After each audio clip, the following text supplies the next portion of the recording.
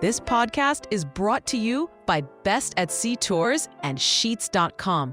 Remember that a great night's sleep begins with a great set of sheets. Here now, with his special guest, BJ Odom, is the guru of the seas, Tom Drake. Well, good morning, everyone, and welcome to another episode of The Guru Learns. If you are a first-time listener to this, it's basically a different format from my other podcast, the Daily Cruise and Travel News podcast, where I talk to a wall for 35 minutes.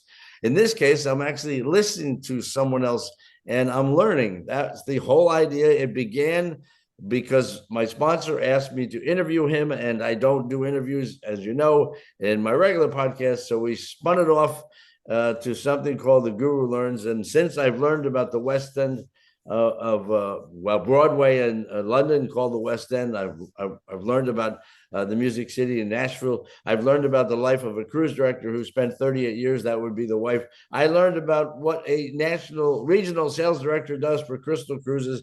And did I get everybody? My special guest today, I've known for a long, long, long time. He is an author. He is a radio personality. He is a podcaster with two very successful podcasts, one called The Gift of Life, and the other one where he needs help is called The BJ and Bill Show. He also has recently published a book about his life. It's called More Parts Than a Chicken Nugget, and he is a close friend. I purchased 10 copies immediately, and I've yet to read it. And so as I was prepping for this interview this morning, I thought I would cheat. I would just look and take a couple of quotes and pretend I read it. I'm going to admit I didn't read it, but I started reading it. It's a Saturday. I will finish it today. It's a wonderful book about his life as a radio personality, as a father, as a husband, and also as a person who was given a new heart and also given a new kidney. And that's what The Gift of Life is about, his podcast, all about transplant. And we're going to talk about a lot of things today, a lot of things I know, but I think it's important that you learn. And we welcome BJ Odom. Oh, by the way, he's the big voice that brings me on every morning on my other podcast. We welcome BJ Odom, and I appreciate you taking the time on a Saturday morning, because I know you're probably woke up thinking about what restaurant are we going to for lunch. Actually, my wife is going to a restaurant today with a bunch of ladies in the neighborhood, and I am going to sit here and work because I have some editing on the Gift of Life podcast. I have some voice work I'm supposed to get out. I was supposed to get out yesterday, but didn't get time to do it, so I'm going to do it today. So I know it's a work day for me. Are we supposed to be retired or semi-retired? I know that's what I thought, but my life is getting more complicated the older I get, because I'm doing more and more things. And now I'm doing radiation, 5 days a week, and I'm trying to promote this book. So I'm making phone calls. I'm trying to get on podcasts. I'm trying to get on radio shows. Yeah. And then I'm trying to do my normal stuff. Yeah. And I'm just working too hard. Well, Tom. That's all right. You were goofing off for a while. I forgot to mention in the opening that our podcast, my podcast and BJ's, are all published by a company owned by his son, which is a very proud situation. We can take a minute. This is all about our lives and about the book. We'll get to the book. But Gentry, when I had a very unsuccessful radio show in Fort Myers about 30 years ago called Drake in the Morning, while I was on AM radio doing talk and nonsense, BJ was owning that market. I think, was it oldies or country? I forget what format at the time. It's been both, but the most success was with BJ and Bill in the Morning, because we were number one for 5 years in a row, where we just, like you said, we slaughtered everyone else. Yeah, and then because it was great music, and it was also personalities. But in the meantime, his son Gentry was working for the FM rock station that was in the same building as where we did Drake in the Morning, and that was many, many, many years ago. And then Gentry ventured into internet radio and created Muddy Country Radio. And then ventured into the whole podcast world, where he has Podcast Playground, which publishes my podcast, your podcast. They also Bubba the Love Sponge. He has, I think, 40 or more than that now. About 40, yeah. And his partner is a little known basketball player named Shaquille O'Neal, and that's another story for another day about how he ended up being partners with Shaq. And Shaq I'm leading up to this question. I know that Shaq has a copy of your book. Yes, he does. And he keeps it in a particular place in the house. Where is your book? If you end up he's in Atlanta now, right? Did he move? Yeah, he lives in Atlanta. Yeah, if you go to Shaq's house in Atlanta and you need the little boys' room. Basically, I'm going to use the words he used. Okay. It's in the crapper. That's what he said. He said, Gentry, tell your father that his book is in the crapper and I love him. That's what he said. You've had a chance to meet him and have time with him. Again, anybody that tuned in, we're getting to the book. We both have very wonderful lives. And you've met Shaq, and he's everything you'd think he'd be in life, right? And the funniest thing is, I'm going to tell you a funny story about the first time I met Shaq. First time I met him, they were in his house in Orlando, putting together one of those tanks for the tanks program, you know, where they put big aquariums in people's houses. Oh, okay. Does he do that? Well, no, but he was on the show and they were putting a tank in his home. Okay. He had 2 tank homes. Okay. And so I go up there with my son and grandchildren. Yeah. And they're all excited about meeting the guys from Tanked. And I'm like, no, I'm excited about meeting Shaq. But, all right, help me out here. I'm stupid. So there is a TV show called Tanked? Yeah. And it's about aquariums? Yeah, they build aquariums for, like, you know, basically stars and rich people, and they're like exotic. I mean, they're big old tanks. Right.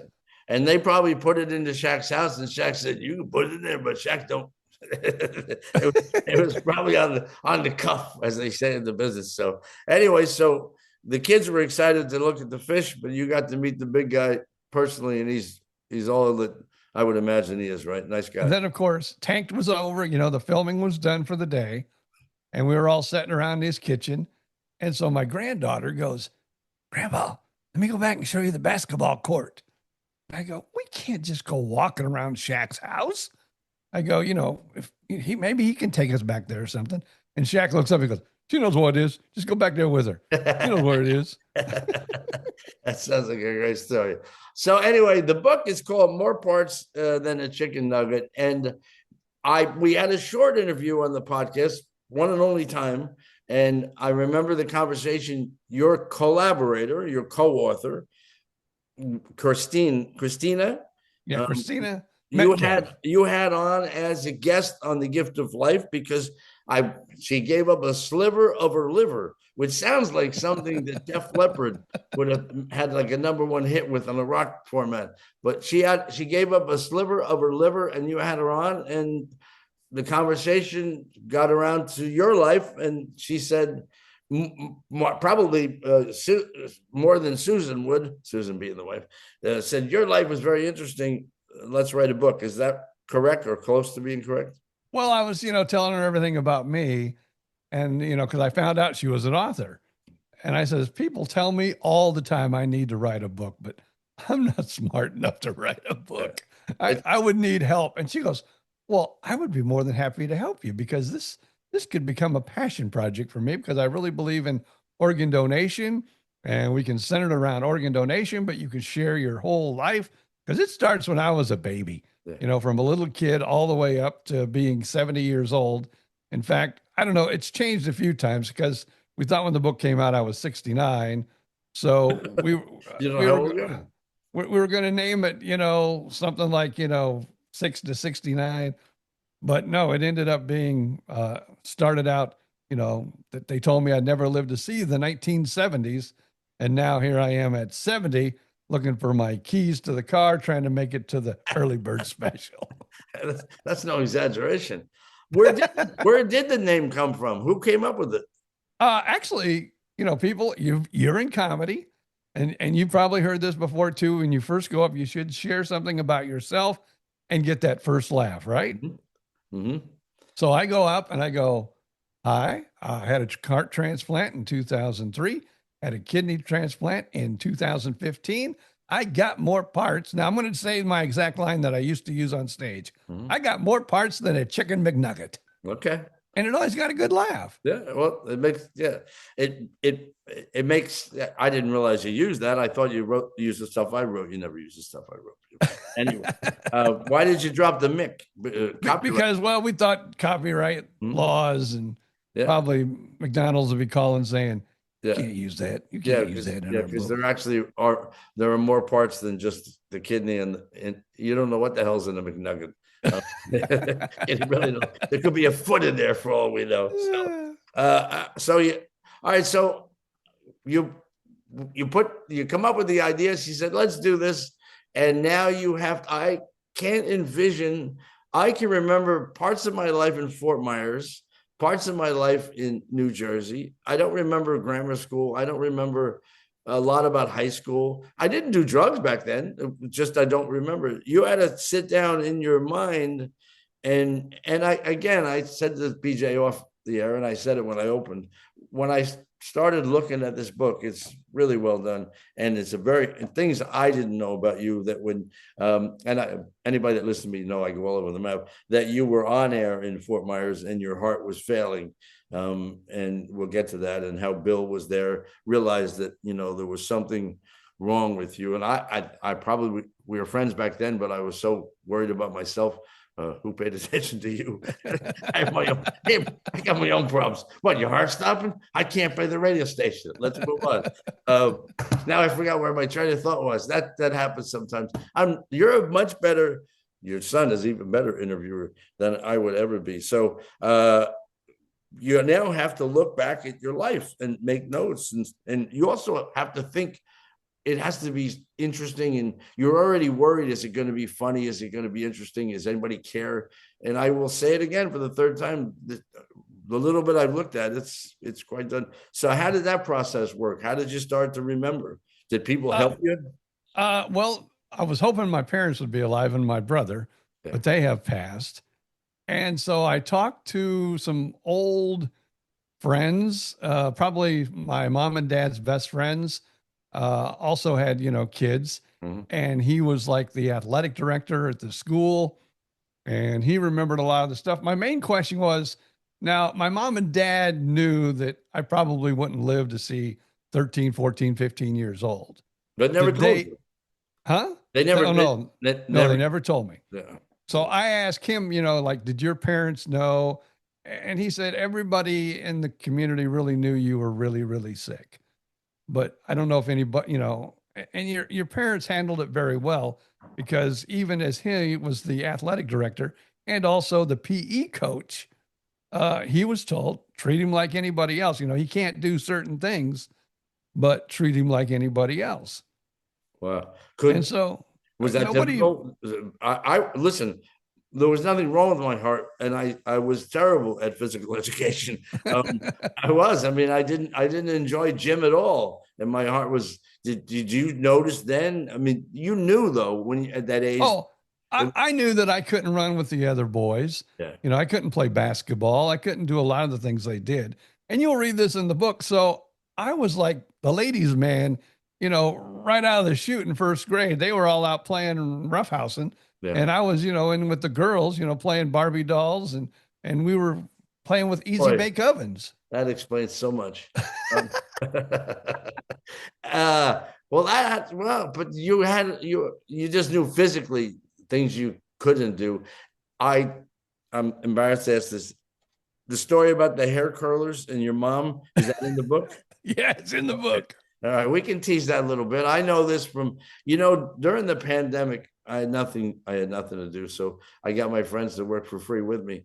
So BJ used to sit in on another show called The Big Broadcast, which was a YouTube and Facebook debacle. And we would kid BJ, myself and John Ferrantino, because when you were growing up, you didn't have a lot of pressure for schoolwork. It sounds terrible to say now. You didn't have any pressure for schoolwork because they figured, well, he's not going to be here anyway. What do you worry about college education? He has a, like the side of a milk carton. They should have stamped that on your head. Expires, December 1st of this year, but you defied all that because, and so we'll go fast forward. Then you had surgery at Northwestern that was is the word exploratory or was it was a new surgery. okay. So yeah, it was kind of like it was cutting edge. It was the frontier of whatever I had because it was transposition of the great arteries. Say that. And I hate to say this, and it's very sad to say this, but all the other boys and girls before me had passed away. Yeah. So I was the oldest living child to receive this surgery. And now they basically do it as soon as the kid pops out. Is that right? Really? Yeah. I mean, And now it's a whole lot different now, too, because as you know, and we made jokes about this, the weak side of my heart did all the work for right. almost, 45, 50 years. Yeah. And the strong side was sitting there going, come on, let me do something. I'm just sitting here wasting away. Yeah. And so finally the weak side gave out and said, screw this. I'm out of here. So back up then. I love the name. I get hooked up on names. Whoever comes up, transformation of the great arteries. Transposition of the great arteries. Because one isn't that great, right? Pretty much. The way they explained it to my parents, we're going to totally rewire because it was pumping against itself. Okay. The pump, so my fingers were always blue. My toes were always blue. My lips were always blue. Oh my goodness. Because it just wasn't getting out. So they thought I was a blue baby. So at 22 months old, they opened me up for a blue baby surgery. What is that? I don't know because it wasn't me. Okay. So they came out of this surgery and they said, that's not the problem. He's green. We got in there. He's a green baby. You were a different color. So we couldn't fix him. We can't fix him because we don't know. Because, you got to admit, this is like, 1950s, 58, 57. And they had no idea what was wrong. And basically they said we went in there to do the blue baby operation, but that's not what's wrong. It was the transposition of the great arteries that was necessary, which now you say they know. And if a baby is born with this situation, they know how to fix it early on. Is that correct? Right. Yeah. So, I mean, you can almost be days out of the womb and get the surgery. I don't think it's the same surgery I had, but it's still the same problem that I had. Do you know if they do that? Did they do it before the circumcision or after? Probably at the same time. Or the breast. What's going on with your baby? Well, they're gonna fix a couple things in the heart. He'll be good as. But you didn't have it back then, so you live with that. And then, how crazy was it? At what point did your parents actually say that you have this at 21? Did they pick a date when they would say? I don't know. They told me later in life. I mean, it was. Well, you didn't have like a cake every year. Oh no. Okay. But it was years later that they said, you weren't supposed to make it past your mid-teens. Wow. And what I always wonder, and that's kind of why I wish my parents were still alive, so I could have asked them for the book how they felt. Yeah. Because I can only imagine, because I've got kids. Oh, okay. And if I found out one of them was only going to live, to see maybe 12, 13, 14 years old, that would drive me insane. Yeah. And so I don't know how they handled it. I really don't. Were your parents people of faith? Yeah. And they were farmers. So, here I was, just a little old farm boy in a little itty bitty town. And, the doctor said, yeah, there's something wrong with him. I think you need to take him somewhere, a little more advanced. Yeah. So I went to Chicago. As a background, BJ was born in Indiana. Who's your mom? Who's your dad? And his dad had a farm, and his mom had a hair salon. And that's what I was alluding to with the curlers, because he couldn't go out and, as you said, roughhouse. Haven't heard that in a while in a way. Stop your roughhousing, you people.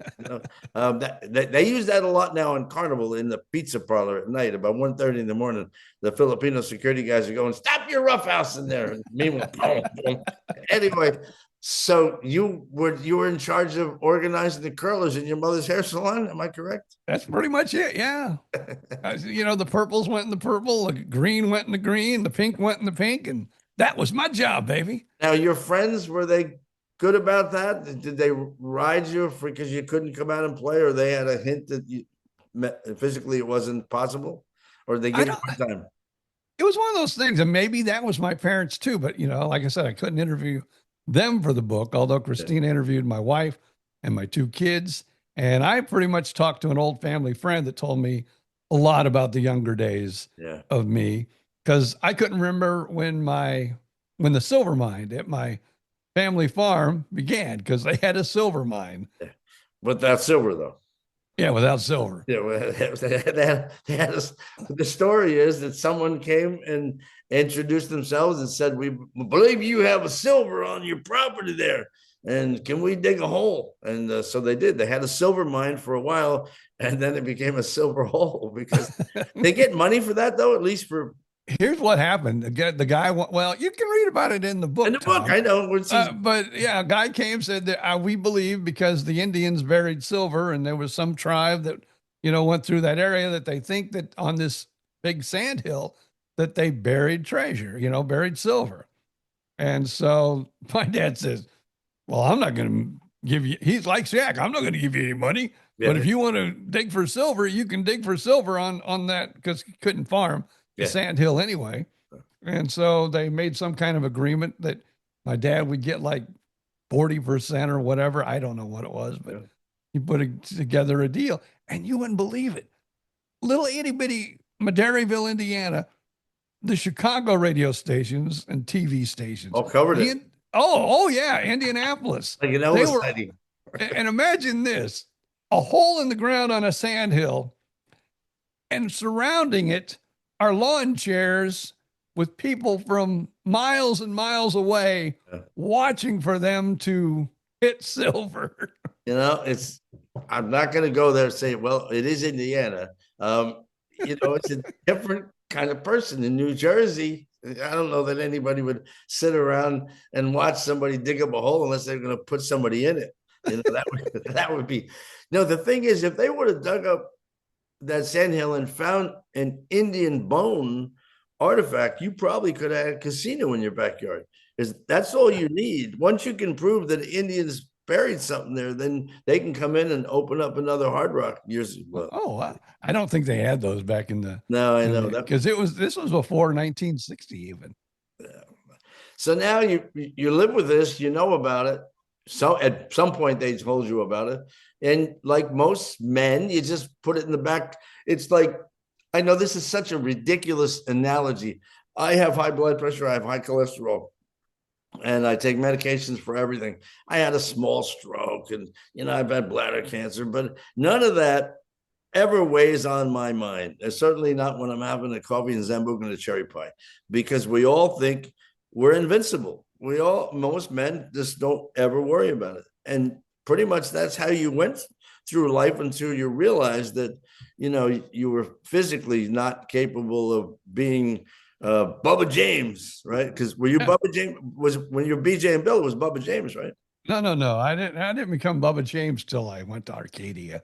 Oh, okay. So you were BJ Odom back then with BJ. Yeah, all the time in Fort Myers and Indiana. I was. But you allude to this. I think that's the right word. It's in the book about how explain that to people. If you're in television and radio, and performing and in comedy, you flip a switch when it's time to go to work, like any other job. Except that certain people are given gifts. You have that voice.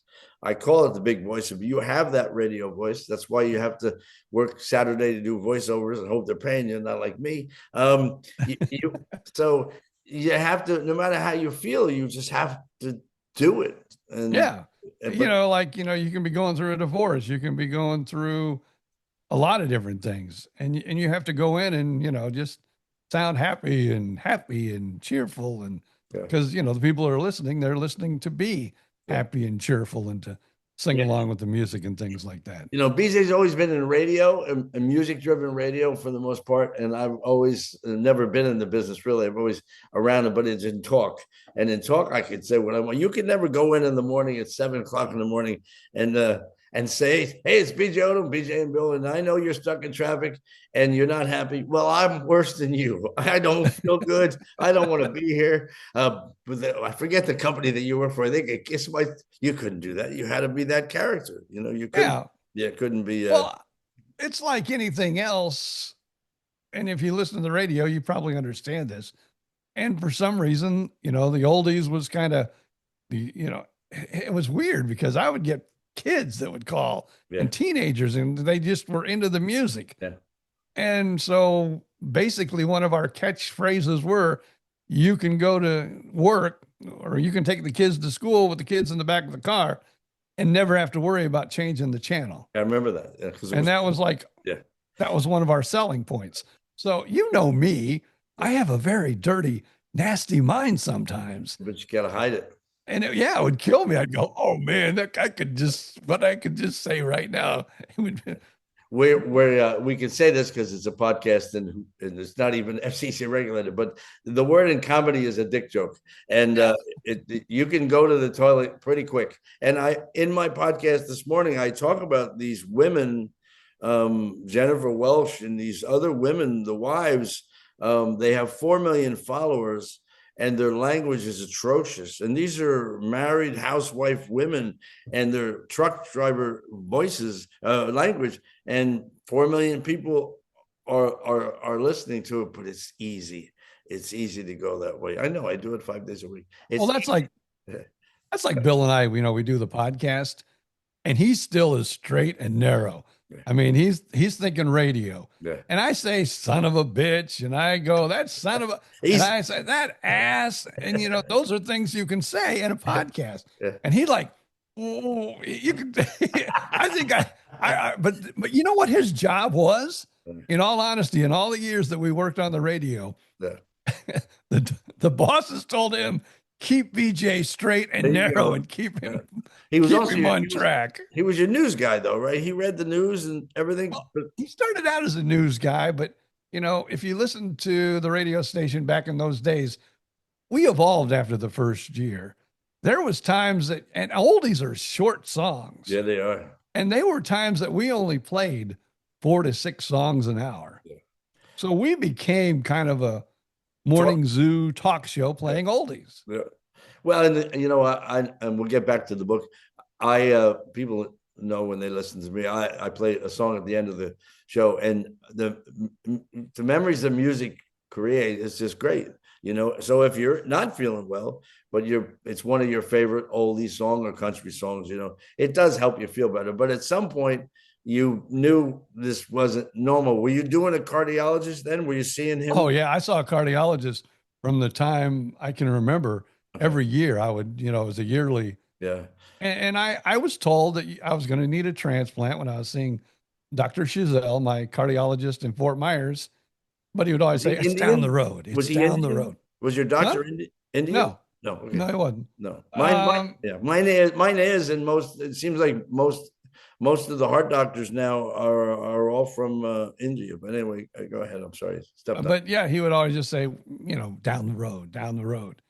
And, I had the bypass surgery before I had the transplant because, you're not sick enough yet to be listed on the transplant list, but you really need to have this bypass surgery. And here's what's really sad. They lost me on the bypass surgery. What do you mean they lost you? Well, let's just say this. And I did not know this until I had this conversation with my doctor. You go in at, maybe a couple of weeks after your surgery so they can see how everything is. And he goes, oh, on the table, they lost you. Yeah. Oh my goodness. Okay. And he goes, did you have like any out of body experience or see a light or anything? I says, no, why? And he goes, well, we lost you on the table. But I thought don't they hook you up to some machine or something while they're doing that? Well, yeah, but I mean, when they brought me back off the machine, the bypass machine. Oh boy. They tried to get the heart to beat and they couldn't get it going. I've never heard this story before. I mean, I watch, like Chicago Med and stuff. So I'm hearing these, if this was a regular morning zoo format, I would have a drop right now where they're screaming, clear, give me lidocaine, 70 drip or whatever, but you didn't know. Did you have an out of body experience? No, I did not. Now, and that worries me. Well, if you were to go back into comedy, which I know you did officially retire from, what a great setup for. So, I get to think I didn't have one, but if I was quicker on the draw, I would have said to this doctor, yes, I had an incredible out of body experience. I was floating. I was floating and I saw you getting a subpoena to appear in court. And I saw Morgan winning $50 million for my family. That's the out of body experience. And he would suddenly have an out of body experience. Because I remember my cardiologist when I went for my stress test, when it was all done, because I didn't have any symptoms, but I traveled all over the world and I told him bluntly, I didn't want my chest cracked. I'll never forget this. I said, I don't want my chest cracked in some foreign country. And he said, well, where are you going next? I'm not making this up. I said, actually, doc, and he's Indian. I said, I'm going to India. He goes, really? And I said, yes. And you know, any good surgeon from India is no longer in India. They're all here. His whole practice was India. And he started laughing. So, but afterwards he said, well, you passed it. It was like 87%, 80, whatever it was. He said, but be aware that that's not really accurate, or words to that effect. I said, is that the disclaimer in case I walk out, drop dead, and I'm going to sue you? He goes, that's pretty much it. I said, tell me again. I'll record it on my phone so we have it. So there's no guarantees in life, you know. So how long did he say how long you were? I don't know, but they said they finally got it back pumping again. But then like 2 years later, I got the heart transplant. Yeah. And I've talked to other transplant recipients because I do the Gift of Life podcast. And they would tell me, because the doctor told me, you know, when we took that heart out, we looked at, because it was just blubber, you know. And he goes, I try to figure out how you were still alive with that heart. And it's hard to imagine you were still alive with the heart that we took out. And it gets back to my comment that we just, unless you feel so terrible, your quality of life has been robbed from you. Most men don't really think about it, you know. They just don't. And did you? It never really weighed up. Here's what it really is. I believe I was sick from birth. So it was a long, drawn out process. Of course, I had the surgery in 1968, which I thought, I'm normal now. Yeah. But when I was a kid, that was my normal. I mean, yeah, I didn't play with the boys and I didn't play sports, but I didn't feel like I was getting cheated because, well, this is my life and this is everything to me felt normal. I knew, you know, the other boys were out, you know, playing, you know, baseball and football and stuff like that and running all around. And I was hanging out with the girls and the Barbie dolls because I just couldn't do that. Did it help you with the girls? Did you have any women, you know, any girls who like, we feel sorry for BJ, you know? In the first grade, I did have a pretty steady girlfriend that really liked me. Her name was Kathy Mattis.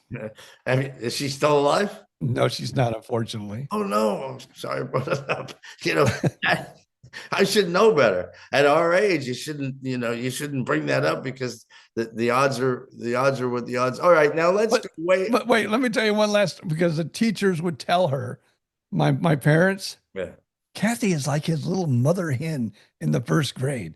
She just like takes care of him and follows him around, and she's like his little nursemaid. And I thought that was pretty funny. Did you keep track of her? Do you know? Did she grew up married, and was she? Yeah, she grew up, got married, but you know, it was really weird too because their family moved away probably in the third or fourth grade, and I really kind of lost contact with her. All right, I got to ask you this then. So now you're a kid growing up. You're not. When did you decide you wanted to be that other person? You wanted to be on radio, and you wanted to talk, and you admit to me, you know, reading is not your number one gift. Your voice is your number one gift. It always has been.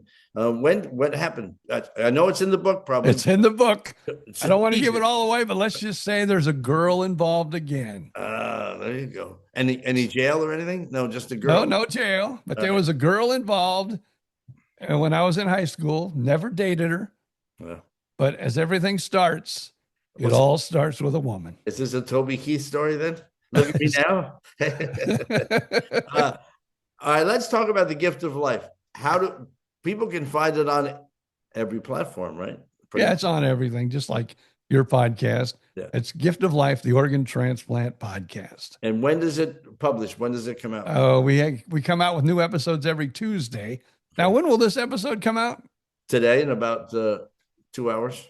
Then everybody needs to listen to next week's show. Okay. It is one of the most amazing stories you will ever hear. Is it the pig guy? It's the pig guy. I saw the promos for it. My friend, I have to tell you something. On social media, the most amazing promotion for the podcast and the books. And I just assumed it was his whiz kid son doing it. I said to his son Gentry, I said, the stuff you're doing for your father is amazing. He goes, I'm not doing it. He's doing it. I go, your father's a dinosaur. There's no way he's doing this. Let's just go in another direction. I talk about chat a lot. I'm using chat. I'm using Revoicer. We're two old guys, but we're learning to use AI to develop the promotion that you're promoting, correct? Right. And the only way I got onto it is my son, though, said, Dad, you need to get on Chat GPT. Yeah. Anything you need to know, it will tell you. It will help you.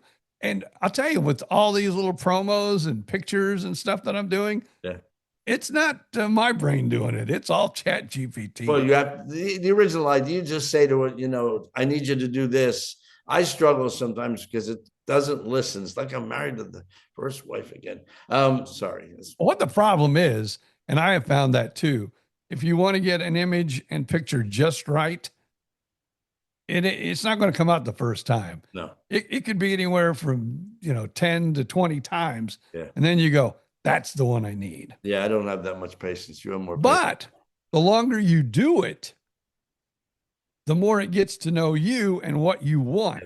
That's scary, because I just recently asked it about putting something together, and it came back and said, well, since the cruise and travel industry is what you do, and you've been doing this and you've been doing this for 30 years, and I'm like, this person knows a lot about me. It's kind of stored away. It's the way of the future. What about BJ and Bill? When do you put that up? That goes out on Wednesdays. Wednesdays. Because see, Gentry's idea was don't put them out the same day. Yeah. So I put The Gift of Life out on Tuesday. We put BJ and Bill out on Wednesday, and then Bill does another podcast. Yeah. Because he's into all that holistic stuff. Really? The Practical Path with him and a good friend of mine, Vicky Wagner. Holistic, like you don't take lisinopril or atorvastatin and you eat a tree, that kind of stuff. Yeah, stuff like that. Yeah. And they're let's just say they're into the cards, tarot cards, and things like that. Are they really? Oh yeah, it gets interesting. Have they done your reading? Well, Vicky keeps saying she wants to do one for me, but I'm thinking, I know what's going to come up. Oh no, it's the death card. I don't want to see the death card. Take it away. Well, I would think if she's a good friend of yours, no matter what, she would palm another card. She wouldn't show that one up. She'd do a Ferrantino and she'd palm one that says, you're going to win the lottery. Oh, that's good. I don't want to know about this. The book is called More Parts Than a Chicken Nugget. It's a hell of a life. And the stories are tremendous. The writing is tremendous. I can only tell you this after reading about 10 pages of it. It only takes me that long, and I apologize that it's taken this long, to decide whether I would continue to read something. And anybody that reads all the time, you know what I'm talking about. Maybe a little longer for some, but I'm a Kindle Unlimited guy and Kindle, and I'll get a book on Kindle Unlimited, which you pay a monthly fee for, and I'll be a paragraph into it going, no. And so this one, once you pick it up, and let's mention Ann, my good friend Ann, Tom and Ann, the review. Yeah, thank you, Ann, and thank you, Tom, because she listened to your podcast, she went out and bought the book, and now she follows me on Facebook, and she's went on Amazon. Yeah. And she's made a review on Amazon. What about I'll call him out, Stephen Ellie. Did Stephen Ellie send you anything yet? They're a long time. They were with us on the Facebook YouTube show from day one, but I know they bought the book, and she's dropped me a note and said I really enjoyed the book. So you're getting great reviews of the book. Yeah, I've gotten, which for a first time, which of course I had Christina helping me. She was basically hired as the ghostwriter, but I told her, I said, I'm not letting you be some ghostwriter. Yeah. You're going to be co-author, because this book wouldn't have been possible without you. And she's the one that really put it into, the book that you're like saying, I can't put down. Yeah. if it was from me, you would have said, okay, I'm Yeah, I putting couldn't this pick it down. up. I would. Yeah. Here's the thing with that. We haven't talked about it. I'm going to try to reach out to her and ask her to talk to me for a half an hour. As anybody listening to this, I mean, that is what she does, and she's very, very busy. But those people, it's a gift, and she talked to you for hours. And one of the things that she asked you was, "Does it sound like you?" The book has to sound like you, and you're like, "Really? What do you mean?" No, there's a certain way you speak, a meter, sometimes slang, and to hear it, they hear it as they're typing. You hear it the way that you speak, and sometimes you hear Susan in the background saying something. No, I'm just kidding. Did she go to lunch yet? She's still there? So. No, she's here till she'll be here for about another hour or so. All right. Well, we went over time, but that's okay. It's great conversation. As I teased, it's not all about the book, but it is about the book. It's called More Parts Than the Chicken Nugget. You can get it on Amazon, and you order it, and it comes in like 2 days, or you can find it on Kindle. Yeah. And you can get it on Kindle Unlimited. And Kindle Unlimited. So there's no excuse for not getting it and reading it.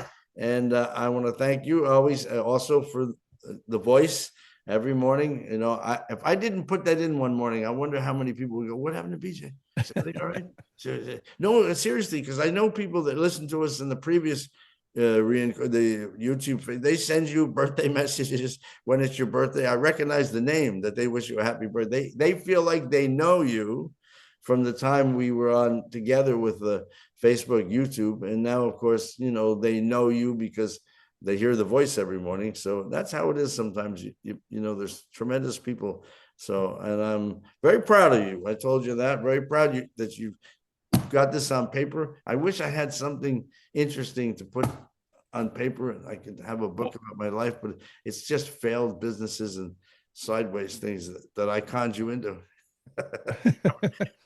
Hey, I do want to stress though, that it is like a lot about transplants and, you know, the miracle of life and second chances, but it's so much more. Mm-hmm. And as you found out, even reading the first few pages, you know, it's about my childhood. It's about my parents. It's about my brother. You know, it's about my wife and my 2 kids. It's stories mixed. There's radio stories mixed in, some comedy stories mixed in. So it's not just a medical journal. It's my life. And you already mentioned it. Christina deserves a lot of credit. Oh yeah. Because no, it's very good read. It really is. So go on Amazon and get it. And I want to thank you, pal. Now you have the rest of the day to do your work. I have the rest of the day to do my work. 2 guys that should be retired, working harder than we ever have. So I know it's crazy. Yeah. All right.